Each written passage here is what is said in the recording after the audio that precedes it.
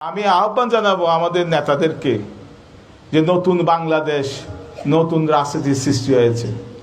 এখন সেই পুরান উদাসের রাজনীতি, আপনারা যদি মানুষকে অত্যাচার, আধিপত্য করেন, মানুষের পাশে না দাঁড়ান, আধিপত্য করেন, যে সৎ না থাকেন, চাঁদাবাজি করেন। হাসিনার তো ইন্ডিয়া আছে, আমাদের তো বঙ্গোপসাগর ছাড়া যাওয়ার কোনো জায়গা নেই। তা আমাদের ভালো মতো চলতে হবে, মানুষের, গরিব মানুষের ভালোবাসা নিয়ে রাজনীতি করতে হবে।